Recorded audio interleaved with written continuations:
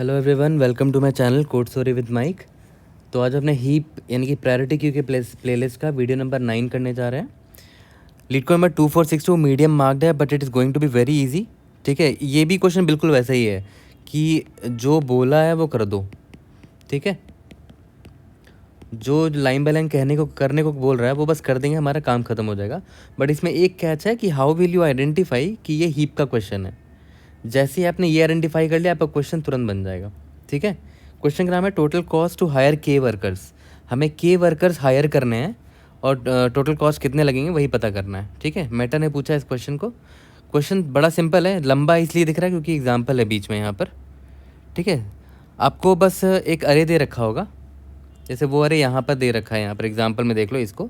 उसका नाम अरे का नाम है कॉस्ट्स, और कॉस्ट ऑफ आई का मतलब क्या हुआ कि जीरोथ वर्कर को हायर करने में कितने रुपीज़ लग रहे हैं, फर्स्ट वर्कर को हायर करने में कितने रुपीज़ लग रहे हैं, एंड सो ऑन। ठीक है, और आपको दो वेरिएबल दे रखा, के और कैंडिडेट्स। के मतलब कि के बंदों को हायर करना है। ठीक है, ऑब्वियस बात है, तो के बंदों को हायर करना है तो के सेशंस होंगे, हर सेशन में एक बंदा हायर होगा। ठीक है, और कैंडिडेट्स क्यों दे रखा है वो बताता हूँ। ठीक है, तो हर सेशन में हायरिंग कुछ ऐसे होती है, ये बोलता है कि भाई कैंडिडेट्स जो आपको अरे दे रखा है ना, अरे, तो कैंडिडेट्स की वैल्यू मान लेते हैं 2 है।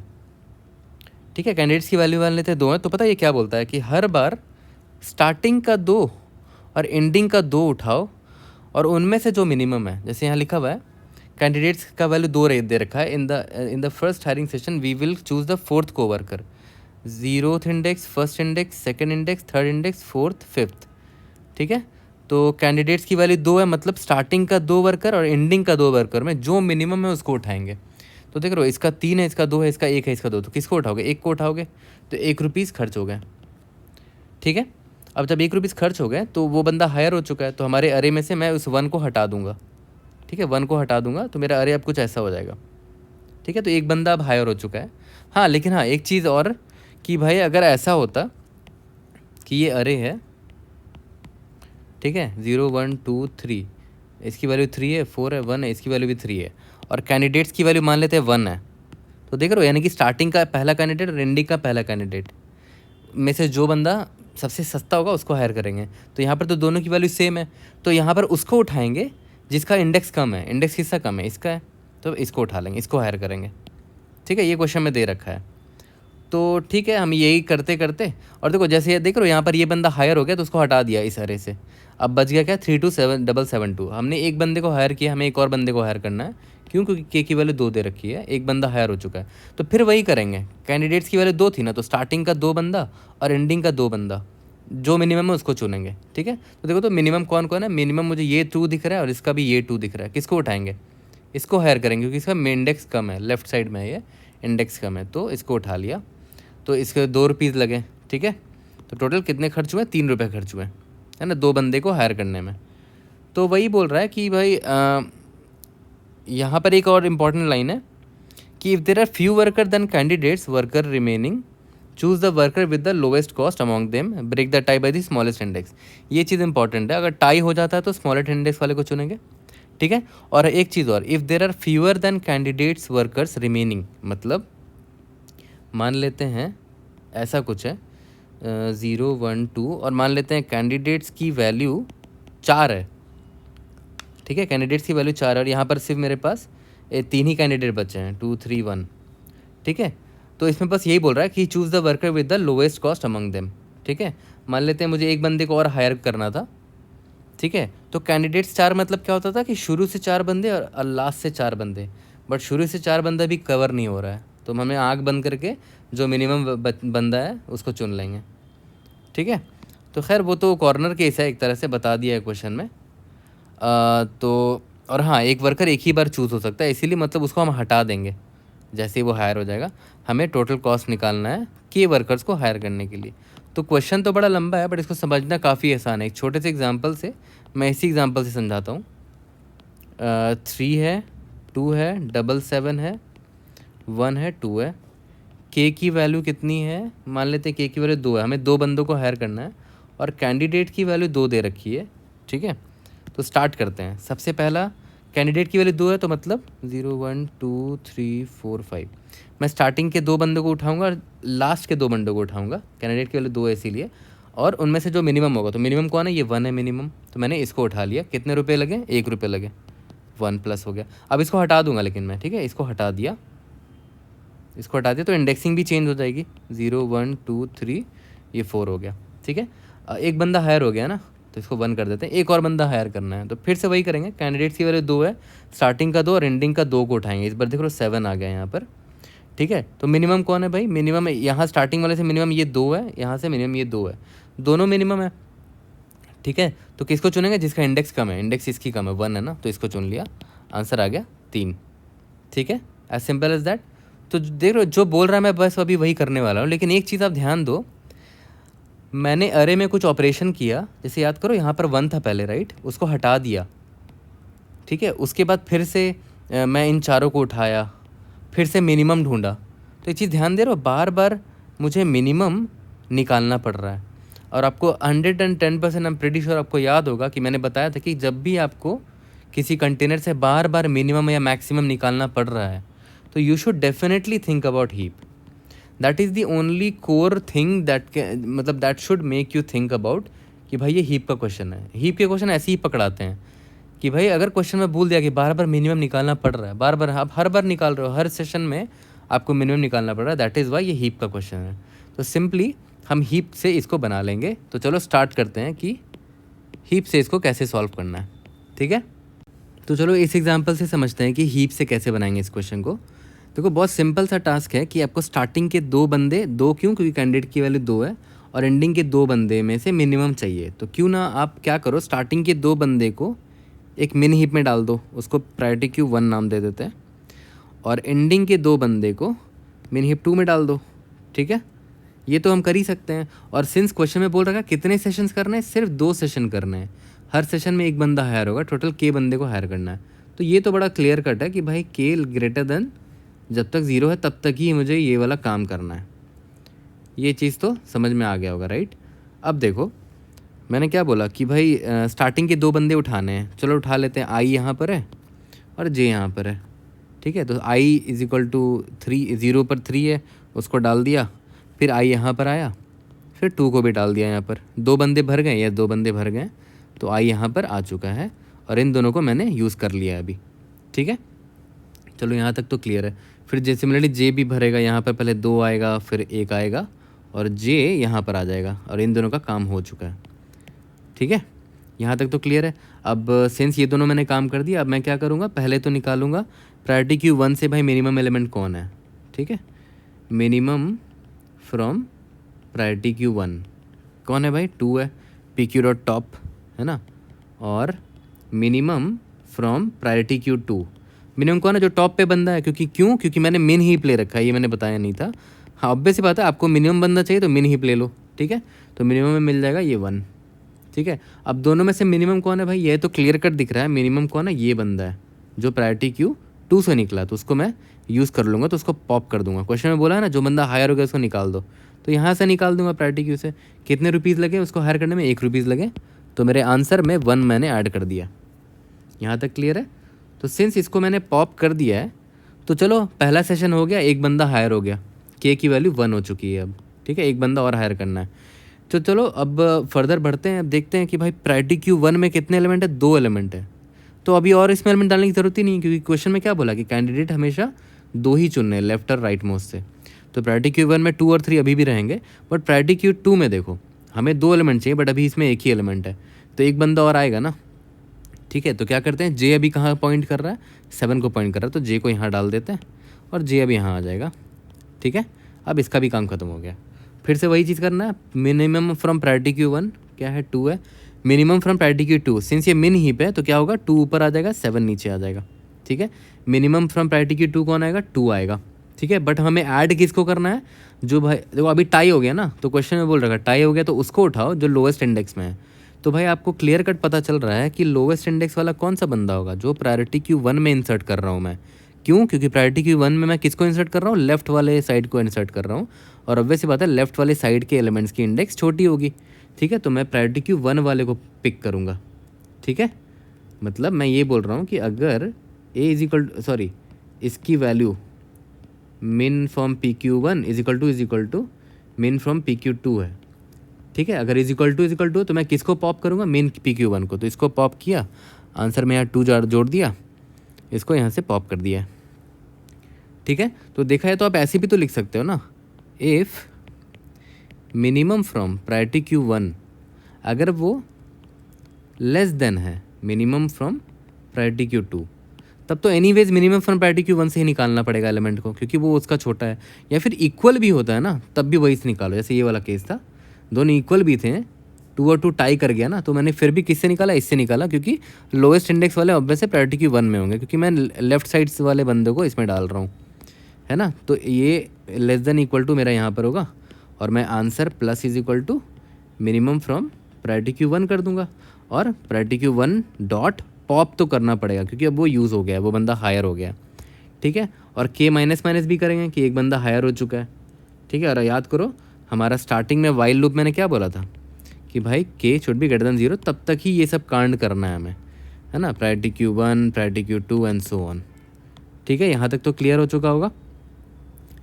ये बड़ा सिंपल हो गया ना कोड, अभी आप पॉज करके भी कोड लिख सकते हो, बट एक बहुत इंपॉर्टेंट चीज़ और समझाना है मुझे, जो एक और एग्जांपल से लेके मैं समझाऊंगा। ठीक है, तो देखो जब हम कोड लिखने जाएंगे अपने स्टोरी से ऊपर, जो स्टोरी आपको बताई है, उस कोड में कुछ कुछ चीज़ें हैं जो आपको पक्का कंफ्यूज करेगी, and I am pretty sure बहुत सारे वीडियोज़ या सोल्यूशंस में वो किसी ने एक्सप्लेन नहीं किया होगा, एंड आई एम सजेस्टिंग कि भाई लीड कोड का सोल्यूशन तो बिल्कुल मत देखना, बहुत घटिया सोल्यूशन दे रखा है। ठीक है, अब वो माइन्यूट डिटेल मैं यहाँ पर शेयर करने वाला हूँ आपसे। जैसे मान लो मैंने आपको थोड़ा पहले बोला था ना कि ये एक एग्जांपल ले लो, K की वैल्यू 2 है, कैंडिडेट्स 2 है, 2 बंदे को हायर करना है। मैंने बोला था I यहाँ से स्टार्ट होगा, J यहाँ से स्टार्ट होगा, तो और 2 प्रायोरिटी क्यू ले लेंगे, मेन हीप ले लेंगे 2। ठीक है, प्रायोरिटी Q1 है, प्रायोरिटी Q2 है, तो ठीक है, I से पहले स्टार्ट करते हैं, लेफ्ट वाले बंदों को डालते हैं। पहला बंदा ये हो गया 2, दूसरा बंदा ये हो गया 1, चलो 2 और 1 डाल दिया। ठीक है, तो आई ऑब्वियसली पता है आई यहाँ पर आ जाएगा, देखो आई यहाँ पर आ जाएगा, ध्यान देना। ठीक है, क्यों, क्योंकि हमने इसको पुट किया, फिर इसको पुट किया, फिर आई यहाँ पर आ चुका होगा। तब तक प्रायोरिटी Q1 का साइज़ किसके बराबर हो गया, कैंडिडेट्स, यानी कि 2 के बराबर हो गया, और 2 ही बंदे उठाने हैं हर बार।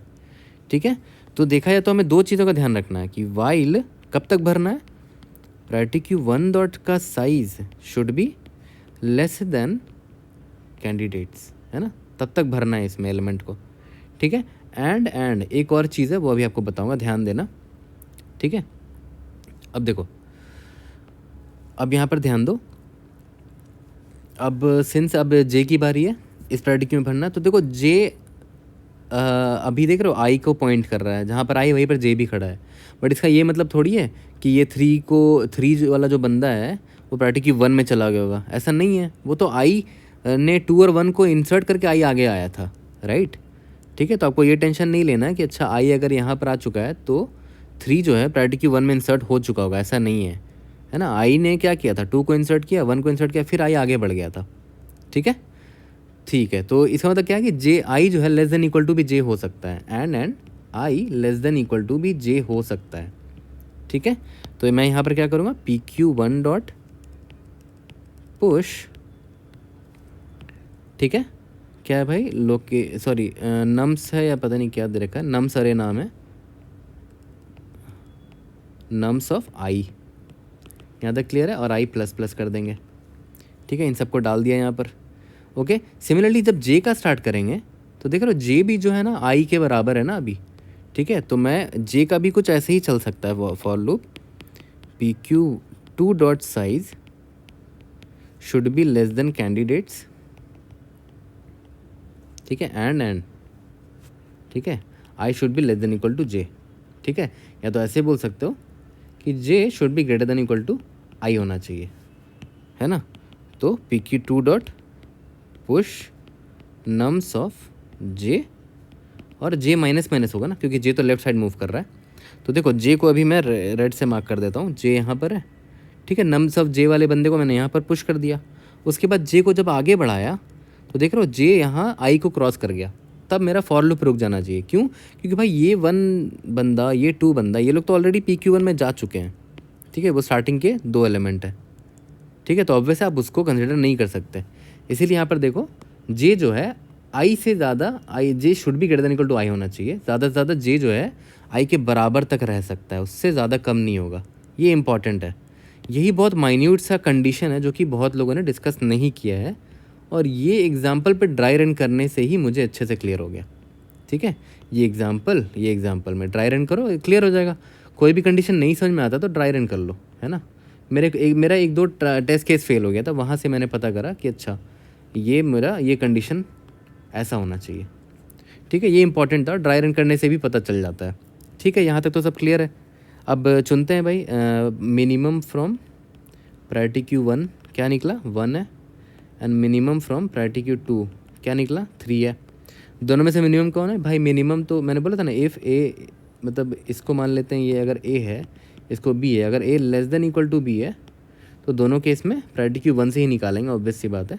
तो मैंने इसको पॉप किया, answer is equal to 1 add किया। ठीक है, तो प्रायोरिटी क्यू 1 से उसको पॉप कर दिया। ठीक है, यहाँ तक तो क्लियर है। अब उसके बाद देखो आगे बढ़ते हैं। एक बंदा हायर हो चुका है। ठीक है, एक बंदा हायर हो चुका है। अब जैसे मैंने 3 को डाला था, याद करो लास्ट टाइम जे यहाँ पर आ गया था, है ना, लास्ट टाइम जे यहाँ पर आ गया था। ठीक है, तो अब आएगा सबसे इम्पॉर्टेंट पार्ट। अब देखो याद करो, प्रायोरिटी क्यू में मैं इंसर्ट कर ही नहीं सकता किसी और एलिमेंट को। क्यों? क्योंकि देखो आई लेस देन इक्वल टू जे अब तो सेटिस्फाई ही नहीं कर रहा है, ना इसके लिए ना इसके लिए, क्योंकि दोनों क्रॉस कर चुके हैं। देखो यहाँ ध्यान से, है ना। तो अब फिर तो कोई दिक्कत नहीं है, मिनिमम प्रायोरिटी क्यू 1 अभी भी निकल सकता है। क्यों? क्योंकि प्रायोरिटी क्यू 1 एम्प्टी नहीं है। तो ठीक है, 2 निकला। मिनिमम फ्रॉम प्रायोरिटी क्यू 2 से भी एलिमेंट निकल सकता है। अभी कौन है भाई? 3 है। ठीक है, दोनों में से मिनिमम कौन है? ये 2 है। तो मतलब 1 + 2 दैट इज आंसर 3 होगा। 2 बंदे को हायर कर दिया हमने। ठीक है, अगर मान लेते हैं प्रायोरिटी की 2 एम्प्टी होता तो ऑब्वियस ही पता है मैं सिर्फ 2 को ही चुनूंगा।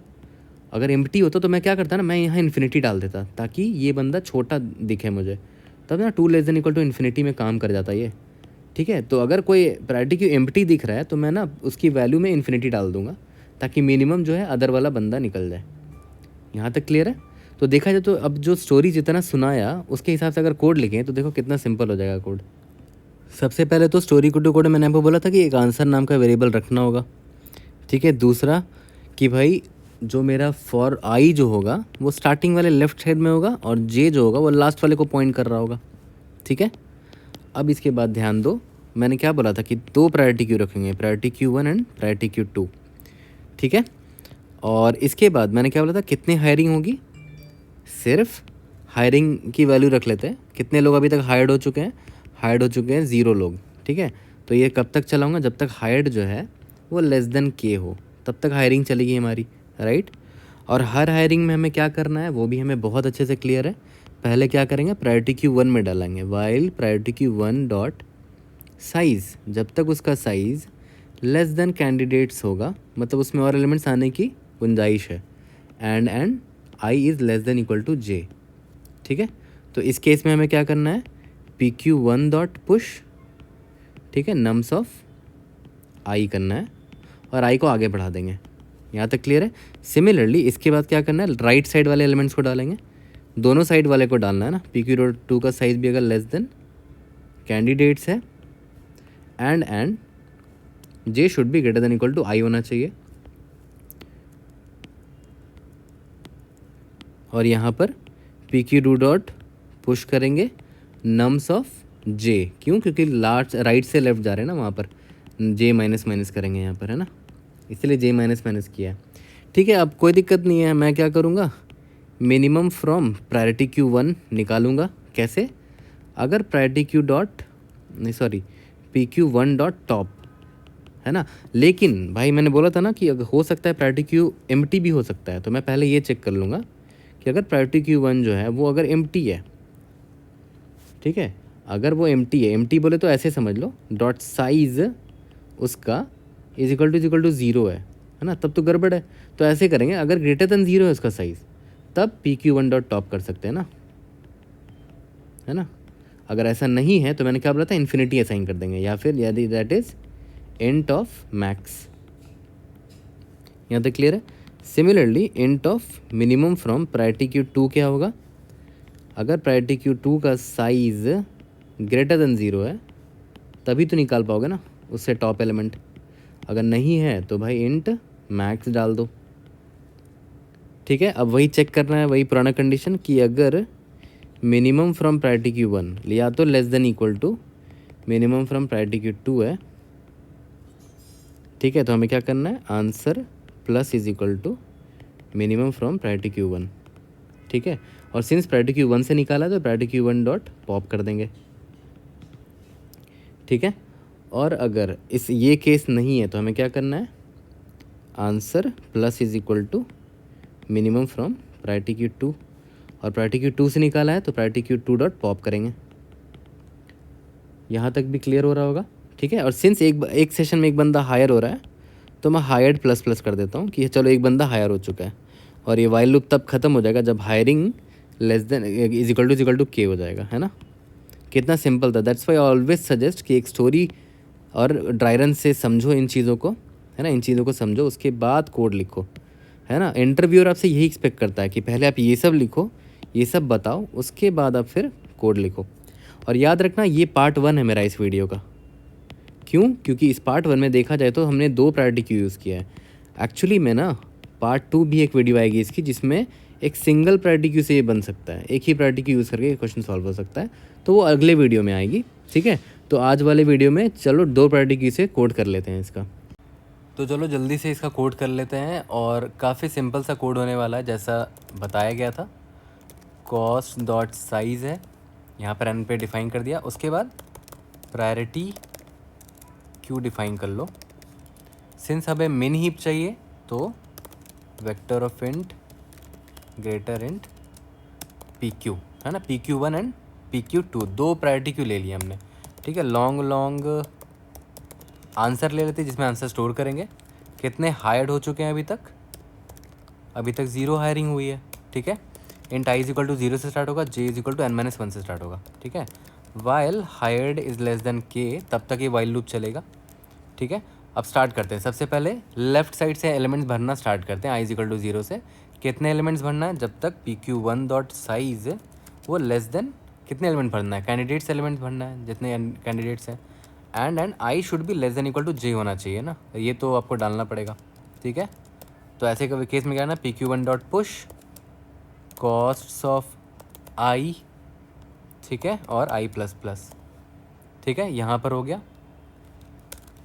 Similarly P Q 2 dot size और J should be greater than equal to I होना चाहिए, कॉस्ट ऑफ जे, यहाँ पर जे माइनस माइनस, यही 2 बताया गया था आपको। अब क्या करना है, सिंपल कि भाई पहले तो निकाल लेते हैं मिनिमम फ्रॉम प्रायोरिटी क्यू 1। कौन है भाई, अगर प्रायोरिटी क्यू 1 डॉट साइज अगर ग्रेटर देन 0 तभी तो निकाल पाओगे ना, उससे टॉप एलिमेंट निकाल लिया। नहीं अगर खाली है प्रायोरिटी क्यू, उसका साइज़ 0 है, तब उस केस में मैंने क्या बोला, मैक्स एलिमेंट ले लेंगे, ठीक है। सिमिलरली प्रायोरिटी क्यू 2 भी ऐसे ही निकाल लेंगे, minimum from priority queue 2, P Q 2 dot size greater than 0 है तो P Q 2 dot top else int max. यहाँ तक क्लियर है। और यहाँ पर मैंने बता दिया था कि अगर प्रायोरिटी क्यू 1 छोटा है मिनिमम फ्रॉम प्रायोरिटी क्यू 2 से, या फिर बराबर भी है, तो पहले मिन प्रायोरिटी क्यू 1 को ही लेंगे। क्यों? क्योंकि मुझे छोटा इंडेक्स वाला बंदा चाहिए इन केस ऑफ टाई, ठीक है। और छोटा इंडेक्स यानी कि लेफ्ट साइड वाले बंदे को मैं प्रायोरिटी क्यू 1 में डाल रहा हूँ, ठीक है। तो ठीक है, answer plus is equal to priority queue 1 वाले बंदे को इसमें ऐड कर दिया, और सिंस प्रायोरिटी क्यू 1 से किया है यूज़ तो उसको पॉप कर दिया, ठीक है। अगर ऐसा नहीं है तो प्रायोरिटी क्यू 2 वाले बंदे को उठा लेंगे, प्रायोरिटी क्यू 2 से पॉप कर लेंगे, ठीक है। हायरिंग कितने लोगों की हो गई, प्लस प्लस कर दिया, हायरिंग हो गई एक बंदे की। लास्ट में हमें क्या करना है, सिंपली रिटर्न आंसर करना जितना कॉस्ट लगा हायरिंग में, ठीक है। तो चलो सिंपल इसके सारे एग्जाम्पल टेस्ट केस देख लेंगे, बट उससे पहले यहाँ पर ध्यान दो, मैंने पी क्यू 1 डॉट पुश यहाँ पर पी क्यू 1 इधर भी कर दिया, यहाँ पर पी क्यू 2 होगा ना, क्योंकि प्रायोरिटी क्यू में यहाँ पुश कर रहे हैं इस वाइल लूप में। तो पहले एग्जाम्पल टेस्ट केस देख लेते हैं पास हो रहे कि नहीं, फिर इसका टाइम कॉम्प्लेक्सिटी देख लेंगे। टाइम कॉम्प्लेक्सिटी काफ़ी ईजी है, ज़्यादा टफ है नहीं। सबमिट करके देखते हैं, let's see if to pass all the test cases. Indeed yes, we have solve this question, we have pass all the test cases using 2 priority queues. अलग video आएगी जिसमें एक ही प्रायोरिटी क्यू में सॉल्व करेंगे। टाइम कॉम्प्लेक्सिटी देखते हैं। देखो ये वाइल लूप कितने का चल रहा है, के का चल रहा है, ठीक है, ओ ऑफ के का चल रहा है, इनटू अंदर देखो 2 बार हम यहाँ पर पुश कर रहे हैं ना, कैंडिडेट जितने कैंडिडेट्स हैं इतने एलिमेंट्स तो पुश करेंगे ही करेंगे, तो लॉग ऑफ कैंडिडेट्स तो लगेंगे ही लगेंगे, लॉग ऑफ साइज़ कितना होगा, कम से कम कैंडिडेट्स के इतना साइज़ होगा प्रायोरिटी क्यू का, तो लॉग ऑफ एन बोले तो log of size of priority queue लगता है पुशिंग में, ठीक है। तो यहाँ पर लॉग ऑफ कैंडिडेट्स लग रहा है इधर, और फिर यहाँ पर एक और लग रहा है, तो दोनों का खैर एडिशन होगा, बट यहाँ पर ओवरऑल टाइम कॉम्प्लेक्सिटी अप्रॉक्सीमेटली के इंटू लॉग ऑफ कैंडिडेट्स होगा, ठीक है। आपको देखो टाइम कॉम्प्लेक्सिटी निकालना इज़ नॉट टफ, यहाँ पर तो के लग रहा है, ये आपको पता चल ही गया था। आपको ये पता होना चाहिए था कि पुश करने पर लॉग ऑफ एन ऑपरेशन होता है, ठीक है, पुश करना लॉग ऑफ एन ऑपरेशन होता है, ठीक है। और यहाँ पर आप देखो पॉप भी कर रहे हो, वो भी लॉग ऑफ एन ऑपरेशन होता है, ठीक है। टॉप एक ओ ऑफ वन ऑपरेशन होता है ना, टॉप है वो कांस्टेंट टाइम कॉम्प्लेक्सिटी निकलता है, ठीक है। तो बस ऐड करना है आपको अंदर में जितने टाइम लग रहे हैं और बाहर के से मल्टीप्लाई करना है, दैट्स इट। तो I hope I was able to help. कोई डाउट होती है read in the comment section, try to help you out. See you guys in the next video, thank you.